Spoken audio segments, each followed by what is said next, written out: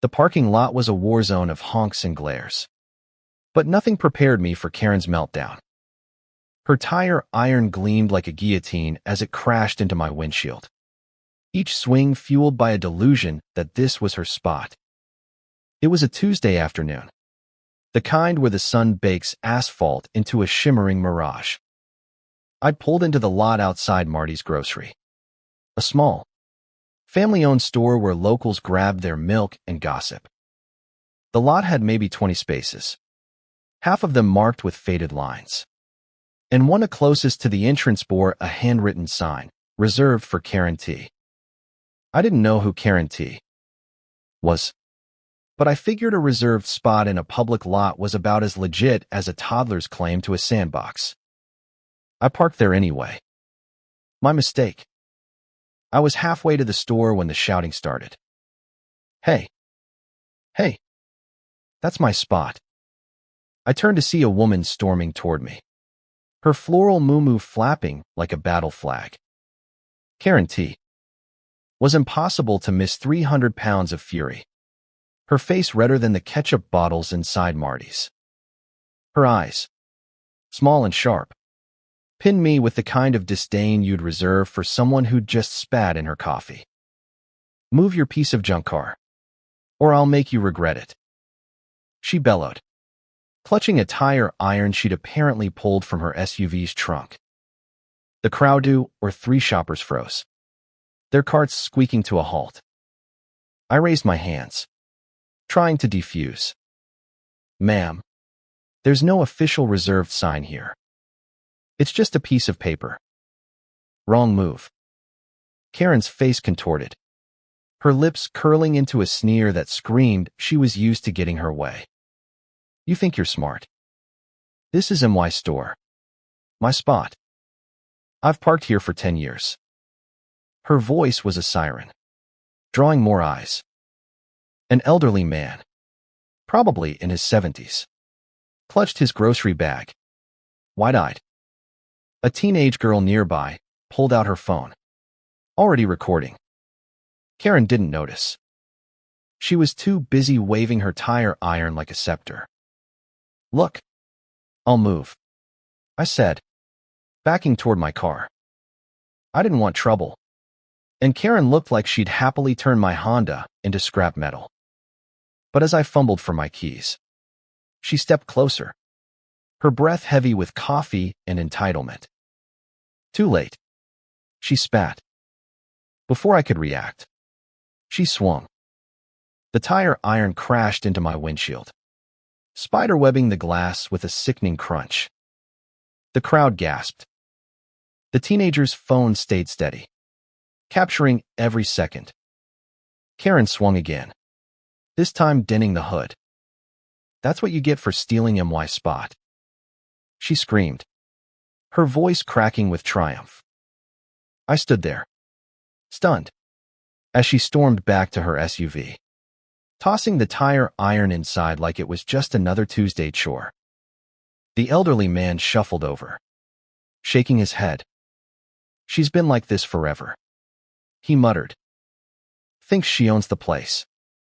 The teenager, still filming, chimed in. That was wild. I'm posting this. I didn't care about viral fame. My car was trashed, and Karen was already peeling out of the lot, her SUV's tires squealing like a victory cry. But Karen didn't know about my dashcam, tucked discreetly behind my rearview mirror. It had recorded everything: her tantrum, her swings, her license plate. I called the police, filed a report, and handed over the footage. The officer, a tired-looking guy named Ruiz, watched the video with a raised eyebrow. This is clear as day, he said. She's in for a rough one. I pressed charges, and within a week, Karen T. was summoned to court. The teenager's video had already spread across X, racking up thousands of likes and comments calling her Parking Lot Karen. I wasn't surprised. Her attitude was the kind that thrived on confrontation but crumbled under scrutiny. The courtroom was small, almost claustrophobic, with peeling paint and a judge who looked like he'd seen every flavor of nonsense. Karen sat across from me, her muumuu swapped for a too-tight blazer that strained at the seams. She avoided my eyes, focusing instead on whispering to her lawyer, a nervous young guy who kept adjusting his tie. The judge called the case, and I presented my evidence, the dashcam footage, synced to a timestamp, showing Karen's meltdown in high definition. The room was silent as the video played her screams, the crunch of glass, the crowd's gasps. Karen's face drained of color. Her lawyer's pen stopped moving. "Your Honor," I said, keeping my voice steady. I parked in a public lot. There was no legal reserved sign, just a handwritten note. She destroyed my property over a spot she doesn't own. The judge nodded, his expression unreadable. Karen's lawyer tried to spin it, claiming she was provoked and emotionally distressed because the spot was near the entrance, and her weight made walking difficult. The judge wasn't buying it. Emotional distress doesn't justify vandalism, he said, his tone sharp. And a handwritten note isn't a legal claim. Karen took the stand, and it was a masterclass in self-destruction. She rambled about her rights, how she'd parked in that spot for years, how people like me were ruining her town. The judge cut her off. "Ma'am, the law doesn't care about your habits. It cares about evidence." He gestured to the screen, where the dashcam footage was paused on her mid-swing, tire iron gleaming. "This doesn't look like distress. It looks like rage." The room felt heavier as the judge delivered his ruling.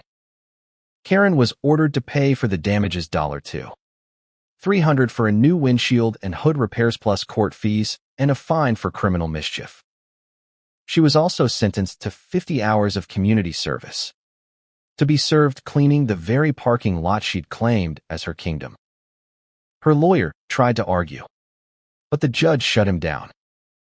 "She's lucky it's not worse," he said. Karen sat frozen, her earlier bravado gone, replaced by a stunned silence that spoke louder than her screams.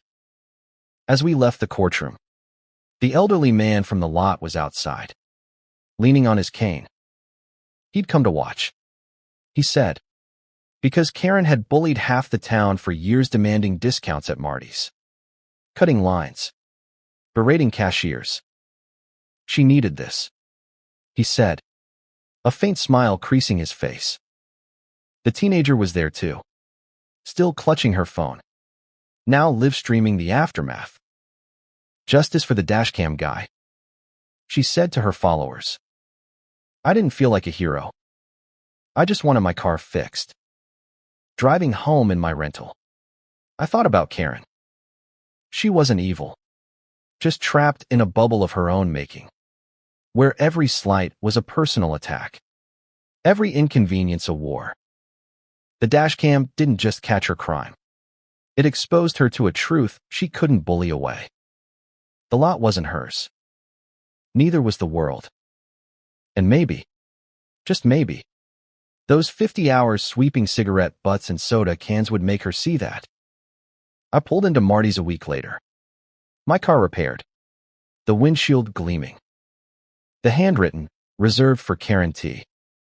sign was gone, replaced by a proper customer parking marker. The lot was quiet. No tire irons in sight. I parked, grabbed my groceries, and left.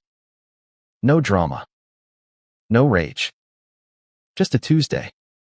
The end.